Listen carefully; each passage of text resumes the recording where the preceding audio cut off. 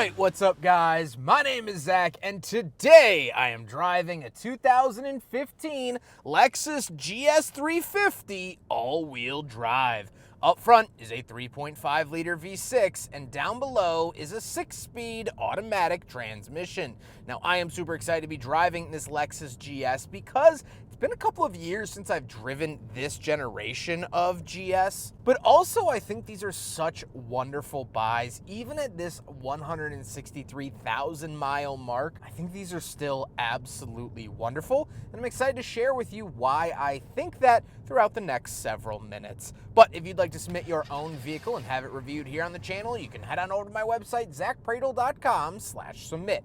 It's a quick and easy submission form. It takes under a minute to fill out, and I come out to you. And if you'd like to see all my videos weeks or sometimes months in advance, you can head on over to my Patreon for only $5 a month. But let's get back to that 3.5-liter V6 under the hood. Well, it is the 2GR, which is pretty bread and butter for Toyota and Lexus. We saw this engine in a lot of different vehicles, and there's good reason. It makes good power, it's reliable, it's well-known, it's stout, and it's just better to use what you know rather than venturing out and trying to find something different. This makes 306 horsepower, and it is more than you would really ever need. And even at that horsepower number, it's not stressing itself out. It's not going above and beyond. This engine can probably handle 400 horsepower, 450 horsepower, but Lexus didn't push it to that mark, so then it would keep making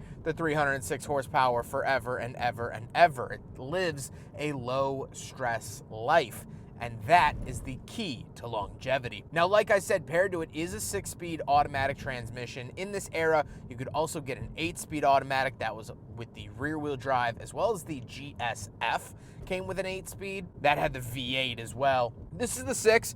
Honestly, it's been shifting really, really well. Nice and quiet, very, very smooth and comfortable. Last but not least, of course, as I mentioned at the beginning, this is all-wheel drive, but there were rear-wheel drive versions available.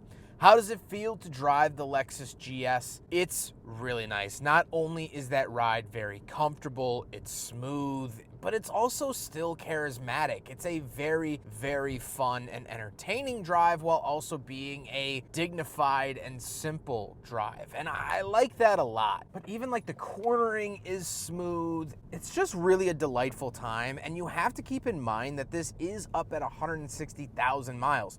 Most cars that I test at 160,000 miles are at the end of its life. This is just properly worn in. It's finally seasoned and ready for the grill. And that's one of the biggest beauties of Lexus products, at least in this era. We'll see if they're able to maintain this idea as they move forward with their smaller displacement turbo engines. With that stuff out of the way, let's talk about the interior. Well, in front of me, I have 4 gauges. Off to the left is the tachometer and coolant temperature. Off to the right is the speedometer and fuel. And of course, you do get a little screen in the center displaying some nice info, but definitely doesn't distract you like a lot of other screen gauge clusters will. On the steering wheel, on the left, we do have our volume and skip track, and off to the right, we have voice commands, go back, and phone options. All very, very nice. Off to the left, we do have a climate control vent and some wood accenting. We have our traction control off and blind spot monitoring on and off. And moving on to the door, we have our latch get in and out, even more wood accenting, our memory seat adjustments, and down below, we have power mirrors, power locks, and power windows.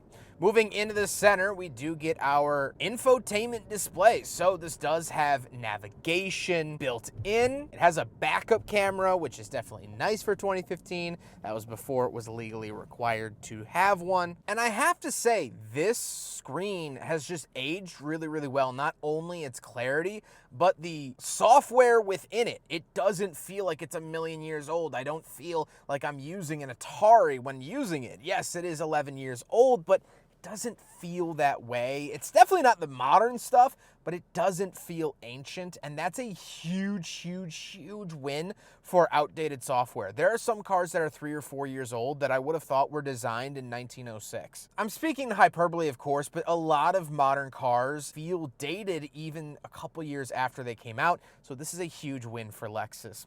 Moving down the center stack, we do have 2 climate control vents surrounding a analog clock. Love to see that. We have our CD player as well as we have our climate controls. So the climate controls are physical. Love to see that as well. However, we do get digital readouts. So love the digital readouts. I think this is a great blend of tech and non-techy, but I like hitting all the buttons and having everything stay in one spot, even when the car is on or off, unlike the new screens that they use. Down below all of that, we do have our heated and ventilated seats, as well as we can turn it on to auto. If you have your heat on, the auto will turn the heated seats on. If you have your AC on, the auto will turn on your ventilated seat. Very cool to see that. We do get cup holders, and we'll do a big friggin' bottle test. However, it fails, and no one's surprised. And then we have the center stack. So off to the left, we have the shifter. It almost looks like it would be a manual shifter. It is not. It is automatic. It is for the 6-speed. You can plus minus if you'd like. Down below, we have our drive modes for Eco, Normal, and Sport. We also have a extra snow mode. And then off to the right, we have our menu and map button along with our joystick. Now, I would happily take the joystick over the touchpad that a lot of other Lexus products in this era had. However, this joystick, I think, is nothing short of an abomination. It's hard to use, it's difficult to use, it's annoying to use. I don't like it. As a matter of fact, I hate it, and I will die on that hill. Lexus infotainment in this era was good, but how you used it was god awful. And they only took the touchpad out of the Lexus LC500 in 2024. So they hung on to this tech for a while. I'm glad to see it's now gone. I don't like this joystick. I think it's pretty stupid. We do get some extra buttons down below for the rear sunshade and parking sensors. We get the center console and the seat. The seats are heated, ventilated, power, and memory, anything you would really want from a standard luxury vehicle, and they are incredibly comfortable. I sink into them. They are truly luxurious seats. I think not only do they look good, but they feel good too, and that is a huge win. I could drive this car for hours and hours and hours and not feel strained, not feel tired or weak. That is very nice.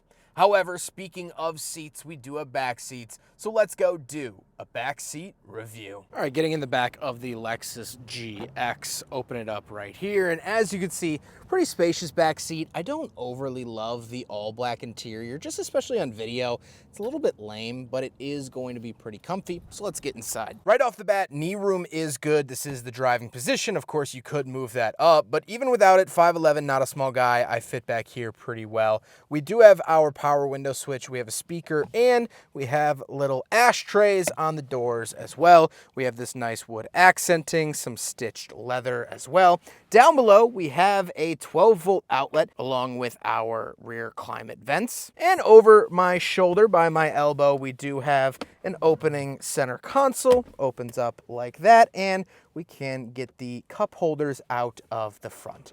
So tons of versatility there. Sedans aren't always a given that they'll be super comfortable, but the GS is. The GS is just comfortable. I really like it. Headroom good, knee room good.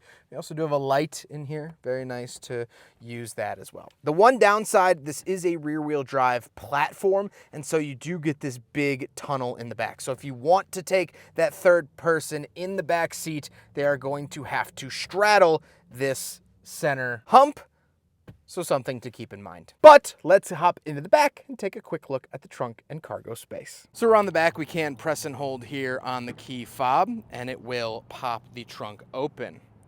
Very nice. It is a power operated trunk. It's not just very good struts. Like the new Camry, you pop it and it will come up because the struts are still new. This is actually power operated, and we'll close it back down with this button here in a second. Once we are in the back, nothing too crazy to write home about. We do get some netting, which I love to see, but a pretty standard sedan trunk. Can lift this up, and we do get a spare tire as well. So lovely to see that for the Lexus GS. So we do have a power trunk opener and closer warning here, but we just hit this button and it is power right back down. Very smooth, calm, and collected there for the GS350. Now we gotta talk about the looks, and I do like the look of the Lexus GS. I don't think it's like the most handsome automobile that I've ever laid my two pearly blue eyes on, but I think it has aged very gracefully, being 11 years old. That is prehistoric in the car design world, especially ask Hyundai or Kia. And so it still looks handsome, it still looks dignified, it still looks well proportioned 11 years later. And honestly, with a nice cut and polish on the paint, maybe some refreshed wheels, I think if you put this in a 2026 Lexus showroom, no one would be much the wiser, unless obviously you knew, but whatever. With all of that being said, let's get on to my final thoughts. What do I think driving a Lexus GS? It's been a couple of years since I've been behind the wheel, and I'm excited to be where I am. Here's the brass tacks. The joystick in the middle of the car is beyond infuriating, but that is my only criticism of this entire car, and it's something that you'll have to interact with maybe once a drive, but honestly, once your settings are set, you're pretty good. Why is this car so phenomenal? Why is this one of the best used cars ever in the history of cars? Well, it does a lot of things really well. First of all, it's reliable. V6, fantastic, it's great, and even 11 years later, you're going to be able to find parts, you're going to be able to find people that know how to work on them, you're going to be able to find people to work on them for years and years and years to come. On top of that, you have a ton of great amenities. The backup camera, which wasn't standard in this era, but also the relatively okay infotainment, the cruise control, the nicer wood accenting, the heated and ventilated auto seats, dual zone climate, the nice analog clock in the center. And it's a nice, dignified vehicle. If you tell someone you drive a Lexus, that gets you a lot more street cred than the Toyota. And then the final cherry on top, the creme de la creme, the pièce de résistance, the price. Now, 11 years later, even up at this high mileage, you can find these for under $15,000. I will put some listings here of GS350s with similar mileage that I was able to find to give you a ballpark of what one of these might be worth. Now, of course, take this with a bucket of salt because they might be different where you are. You might not be able to find deals where you are. They might be cheaper where you are. You don't live where I live. This is incredibly affordable, and now pitting this against modern cars, this still seems to be the choice. I drove the new Toyota Camry recently. It's a great car. It's phenomenal. I had one as a press loan for a week. That was a $45,000 sedan. Not nearly as nice as this car, not nearly as powerful, not nearly the amount of amenities. At the same time of filming this, I have the Hyundai Sonata Hybrid Limited, $40,000 price tag. And it's a great car too. Has very similar amenities, but the owner spent a fourth of what someone would spend on a Sonata on this. And yes, it has 163K on it. It's outside of its warranty window. But honestly, with these two side by side, I would trust them pretty equally on a road trip. Now, is that praise to the Lexus or slander to the Hyundai? I'll let you be the judge. But I really genuinely believe that this is one of the best used car purchases you can make because you get a lot of car for the money and you're going to be comfortable, you're going to look good, you're gonna drive a Lexus, you're gonna drive something nice, and it's going to treat you properly. That is what makes this car so good. And sure, you might pay a premium, you will pay a premium over other sedans of this era, but other sedans of this era cannot do what this car does, or offer you the peace of mind that this car does. That is a beautiful, beautiful thing. I hope you guys enjoyed the video. Huge thank you to Ray for letting me borrow his GS350 here today. Ray has been absolutely wonderful to work with. I emailed him with only a few days in advance, and he said, yes, let's do it. So I always, always, always appreciate that. Ray was absolutely wonderful, and I look forward to working with him again in the future. But I hope you guys enjoyed the video. Don't forget to rate the video, comment on the video, and subscribe if you really liked it. Take care, guys.